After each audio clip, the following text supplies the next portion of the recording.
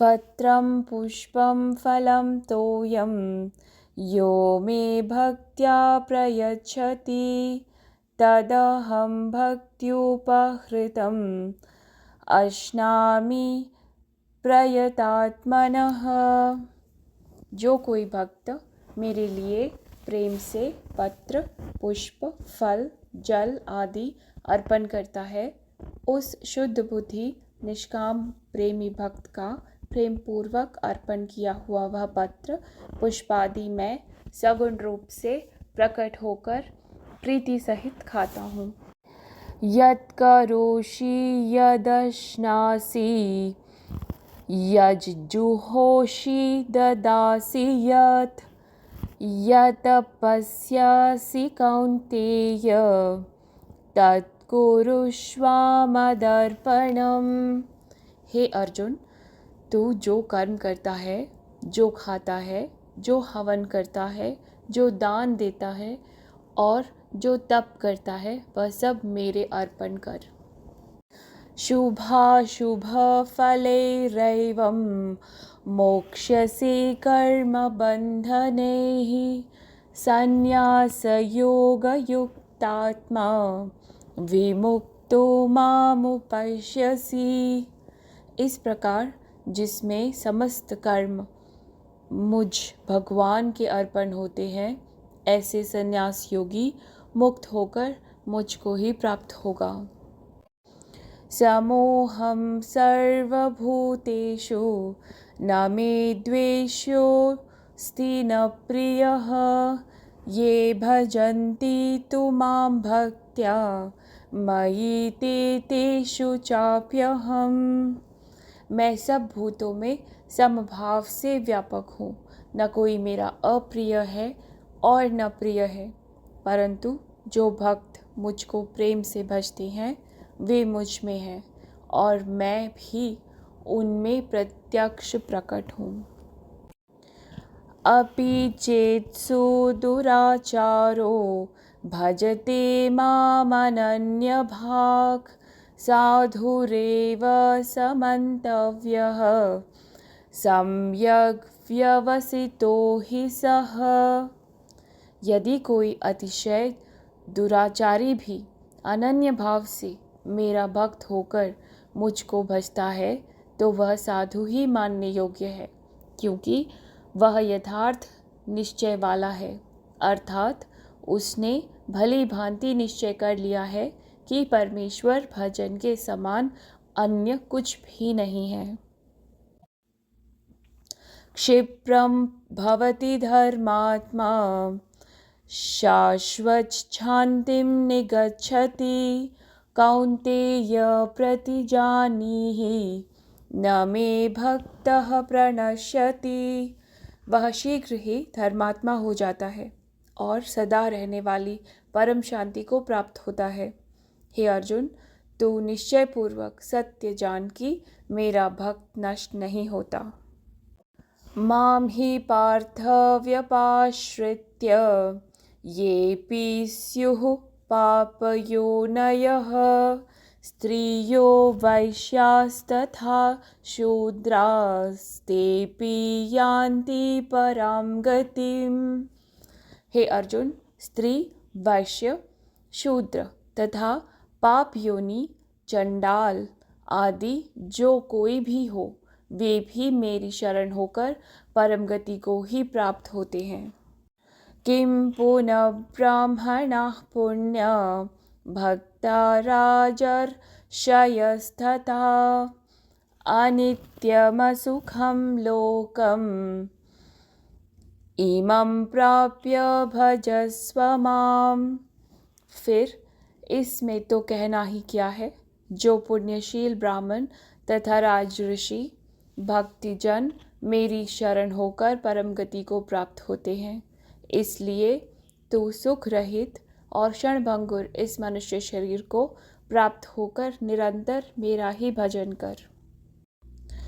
मन्मना भव मद्भक्तो मध्याजी मां नमस्कुरु मामे वैश्यसि युक्तैव मात्मानं मत्परायणः। मेरा भक्त बन, मेरा पूजन करने वाला हो, मुझको प्रणाम कर। इस प्रकार आत्म को मुझ में नियुक्त करके मेरे परायण होकर तू मुझको ही प्राप्त होगा। भगवान कह रहे हैं कि जो भी भक्त प्रेम से उन्हें चाहे पत्र यानी पत्ता दे, फूल दे, जल या कुछ भी अर्पण करे, प्रेम से, शुद्ध बुद्धि से, परम प्रेम के निश्चय से, प्रेम में डूबकर,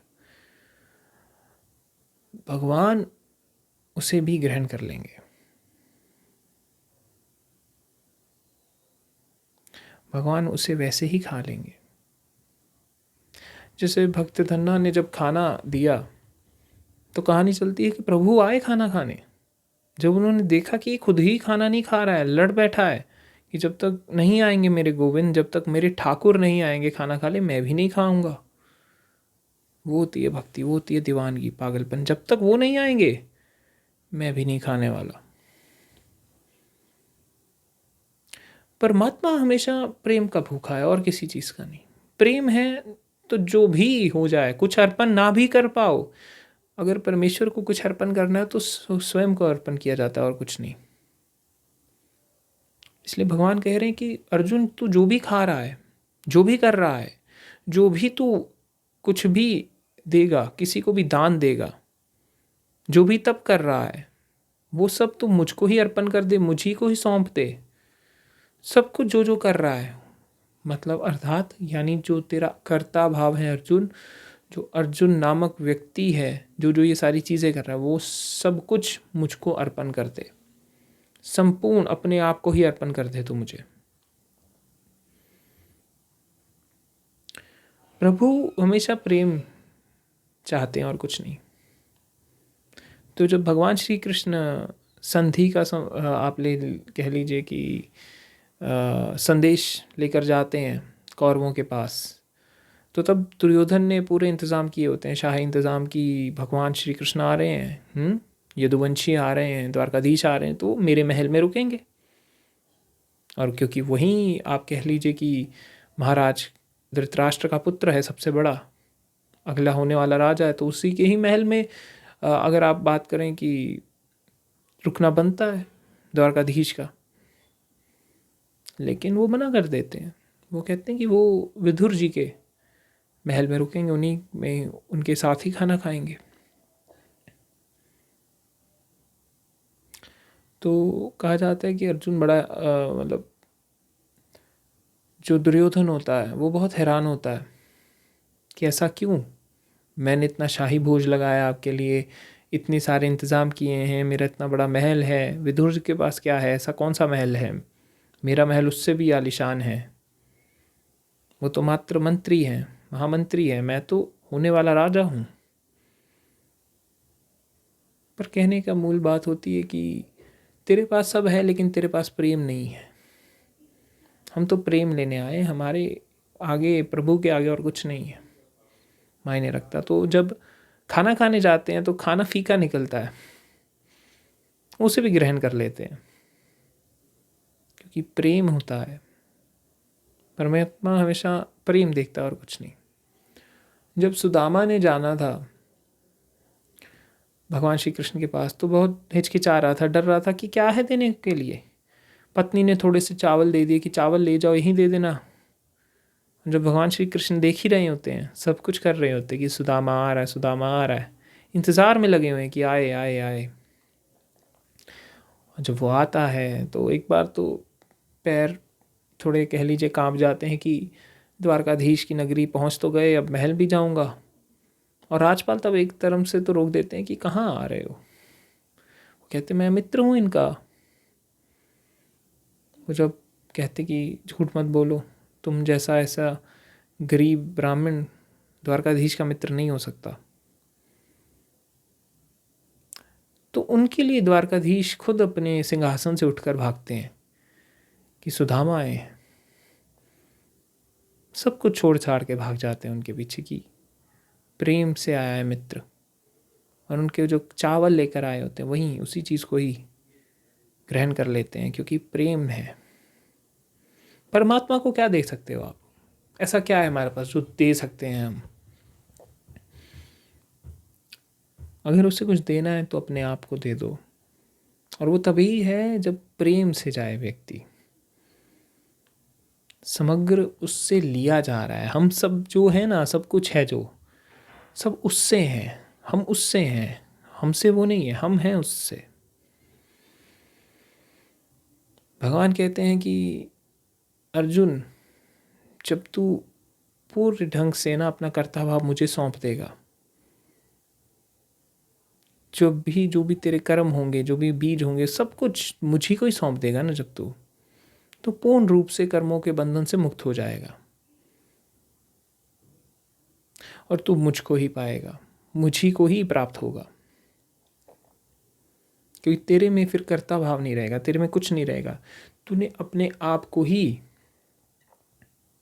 मुझे सौंप दिया। फिर अर्जुन प्रभु के साथ एक हो जाएगा, फिर अर्जुन नहीं रहेगा।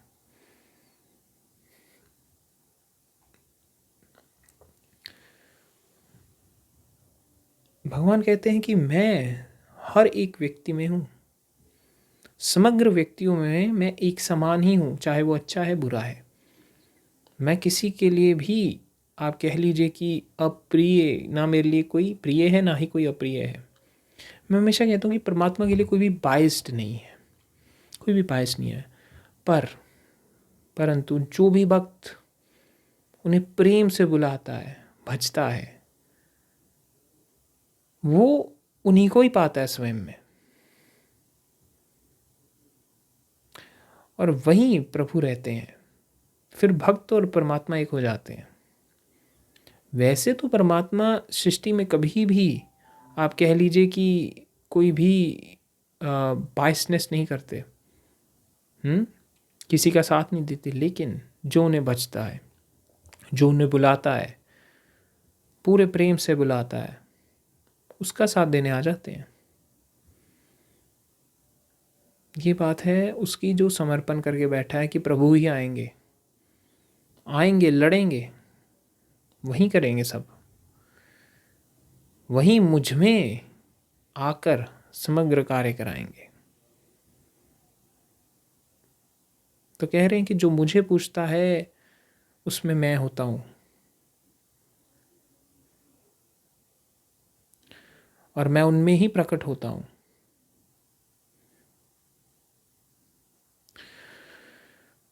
तो जो जीवन मुक्त है वो परमेश्वर स्वरूप है, उन्हीं में ही प्रभु प्रकट हो गए हैं, वही सब करा रहे हैं, वही सब चला रहे हैं। भगवान कहते हैं कि जो पापी है, बहुत, मान लीजिए बहुत बुरा पापी है, लेकिन अगर वो मुझे पूछता है, मुझको ही अपने आप को अर्पण कर देता है, सब कुछ अर्पण कर देता है, मुझ में ही मिल जाता है, मेरी ही भक्ति में लीन हो जाता है, तो वो भी, ऐसा पापी भी संत बन जाता है।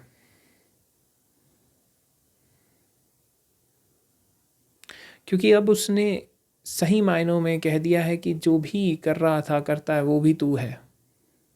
सब कुछ अर्पण कर दिया, जो पुराने पाप किए, कर्म किए, वो भी कर दिए, जो हो रहा है वो भी कर दिया, जो होगा वो भी कर दिया, समग्र उसको ही अर्पण कर दिया। ऐसा व्यक्ति फिर प्रभु से कभी भी अलग नहीं होता है।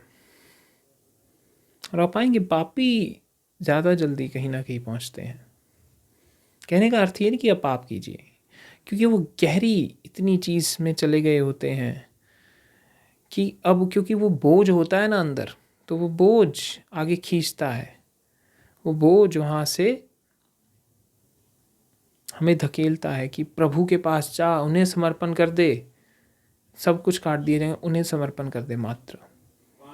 उनके आज्ञा, उनके समर्पण में, उनके अर्पण में बुरे से बुरा व्यक्ति भी, उंगली मार जैसा व्यक्ति भी संत बन जाता है। हम वाल्मीकि जी की बात करते हैं, इतने बड़े ऋषि हुए, संत हुए, वो भी एक तरह से डाकू ही थे, चोर थे, लेकिन जब प्रभु को समर्पण कर दिया तो वो डाकू भी ऋषि बन गए। उन्हें हम आज बहुत आदर से याद करते हैं, वाल्मीकि जी। भगवान कहते हैं कि वह शीघ्र ही धर्मात्मा हो जाता है, सच्चिदानंद को पा लेता है, परम शांति में रहता है। इसलिए अर्जुन ये अच्छे से जान लो कि जो भी निश्चयपूर्वक होकर एक मन से मुझे भजता है, मेरा जो भक्त है, वो कभी भी नष्ट नहीं होता, उसका कभी भी नाश नहीं होता है, वो हमेशा मुझ में ही रहता है। फिर वो कह रहे हैं अर्जुन को कि चाहे स्त्री हो, वैश्य हो, शूद्र हो, या पापयोनि चंडाल हो, या कोई भी हो, जो भी मेरी शरण में आएंगे वो हमेशा परम सत्य को ही प्राप्त होंगे, वो हमेशा उसको ही प्राप्त होंगे। अब देखिए कि संत रविदास जी हो गए, संत कबीर जी हो गए, या और भी बहुत अन्य संत हैं, तो ये ब्राह्मण कुल से नहीं थे, ब्राह्मण वर्ण से नहीं थे। तो जब ये आए तो बहुत ही ब्राह्मणों ने इनका, आप कह लीजिए कि विरोध किया, इनके साथ लड़े कि ये तो सत्य नहीं है, इनके विरुद्ध खड़े हुए, ये तो ब्राह्मण नहीं है। लेकिन वो सही मायनों में ब्राह्मण थे, क्योंकि उन्होंने उसको पा लिया था, उस परम को जान लिया था। इसलिए कहते कि जात ना पूछो संतों की, साधुओं की, क्योंकि वो उसके साथ एक है। उनके लिए नाम और ये रूप और ये जात पात उनके लिए कुछ नहीं है, खेल है। उनके लिए तो फिर मंदिर भी घूम जाते हैं। मंदिर अगर आप उन्हें नहीं जाने देंगे कोई बात नहीं, मंदिर आ जाएंगे उनके पास। राम भागते हैं ऐसे भक्तों के पीछे, भक्त बैठते हैं। कबीर को खोजने राम आएंगे, कबीर कहाँ जाएंगे। भगवान कहते हैं अब इसमें कौन सी अब कहने की बात बची है कि जो ब्राह्मण हैं या जो राजऋषि हैं, जो भी मुझ में लीन हैं, जो भी मेरी भक्ति कर रहे हैं, वो हमेशा इस मनुष्य रूप में भी हमेशा आनंद में ही रहते हैं। वो हमेशा मेरा ही भजन करते रहते हैं, मुझ में ही स्थित रहते हैं। वो कभी भी मुझसे अलग हो ही नहीं रहे हैं। इसलिए अर्जुन, तुम हमेशा मुझ में ही स्थित रहो, मुझ में ही मिले रहो, हमेशा मुझे ही भजो, मुझे ही सब कुछ अर्पण करो, क्योंकि मुझ में ही तुम मुक्ति को पाओगे। फिर अर्जुन नहीं रहेगा, फिर मैं हो जाऊंगा। फिर इसलिए सिर्फ मेरे ऊपर ही निर्भर रहो और किसी के ऊपर नहीं, हर पल हमेशा।